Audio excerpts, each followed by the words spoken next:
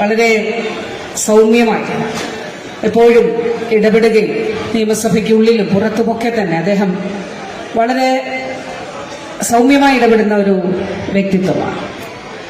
അപ്പൊ അദ്ദേഹത്തോട് ഈ ഒരു ആശയവിനിമയം ഞാൻ നടത്തി. നമുക്കിവിടെ ഒരു നല്ല ആശുപത്രി, നമ്മുടെ സാധാരണക്കാരായിട്ടുള്ള ജനങ്ങളാണല്ലോ. നോക്കൂ, ഇതാണ് കേരളത്തിന്റെ ആരോഗ്യ രംഗത്തുണ്ടായിരിക്കുന്ന മാറ്റം.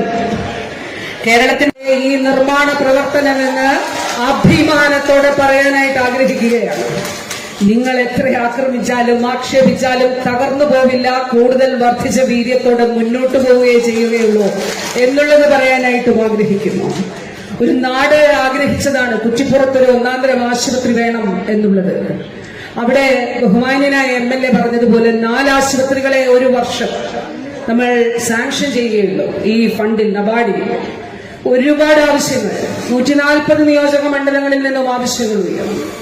പക്ഷെ ഈ നാടിന്റെ ആവശ്യം അത് വളരെ ജനുവിനായിട്ടുള്ള ഒരു ആവശ്യമാണ്. ആ ആവശ്യം ഇവിടെ സാക്ഷാത്കരിക്കണം. രോഗത്തിന്റെ മുന്നിൽ ഒരാളും നിസ്സഹാരായി പോകാൻ പാടില്ല. ഇപ്പോ ഈ നിർമ്മാണ പ്രവർത്തനങ്ങളൊക്കെ നടക്കുമ്പോ, ഇത്തരത്തിലുള്ള അടിസ്ഥാന സൗകര്യ വികസനം നടക്കുമ്പോ ചിലർക്കൊക്കെ അതിൽ പ്രശ്നമുണ്ട്. കാരണം സർക്കാർ ആശുപത്രികളിലെ OP കൂടുന്നു, ആളുകൾ ഇവിടേക്ക് എത്തുന്നു. മറ്റ് ഇടങ്ങളിലേക്ക് പോയിക്കൊണ്ടിരുന്നവർ സർക്കാർ ആശുപത്രിയിൽ എത്തുന്നു. നമ്മൾ കാണണമത്. നോക്കൂ, നേരത്തെ ഇവിടെ ഒരു നേത്രരോഗ ചികിത്സാ വിഭാഗം ഇങ്ങനെ ഉണ്ടായിരുന്നില്ല. അവിടെയാണ് അതിമനോഹരമായി പൂർത്തീകരിച്ച, അതില് 1,52 ലക്ഷം രൂപ, 54 ലക്ഷം രൂപ അനുവദിച്ചുകൊണ്ടാണ് ഈ കെട്ടിടം പൂർത്തിയാക്കിയത്. നമ്മുടെ തൊട്ടടുത്ത് നബാർഡിന്റെ പുതിയ കെട്ടിടം 19,85 ലക്ഷം രൂപയ്ക്കാണ് അനുവദിക്കപ്പെട്ടത്.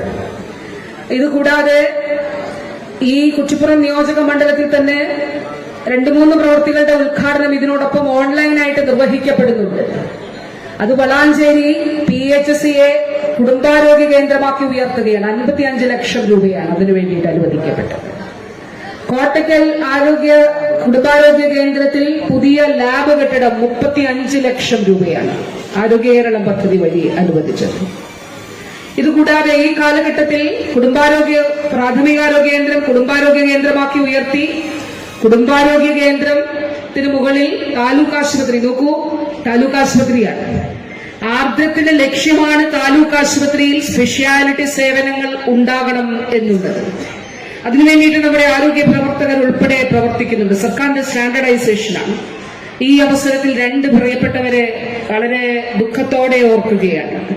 നമ്മുടെ 2 doctors, doctor Aliyamu, doctor Saji എന്ന ഈ 2 പേരും അവിടെ കാത്തിരിക്കുന്നുണ്ട്. 61 ലക്ഷം രൂപ വിനിയോഗിച്ചുകൊണ്ടാണ് അവിടെ നിർമ്മാണം സാധ്യമാക്കിയിട്ടുള്ളത്. ഇവിടുന്ന് തൊട്ട് അവിടേക്കാണ് പോകുന്നത്. അപ്പൊ ഏറ്റവും സന്തോഷത്തോടെ ഹോമിയോ ആശുപത്രിയുടെ ഈ നിർമ്മാണത്തിന്റെ ഉദ്ഘാടനം കൂടി, പൂർത്തീകരിച്ച ഉദ്ഘാടനം കൂടി നിർവഹിക്കുന്നതായി അറിയിച്ചു.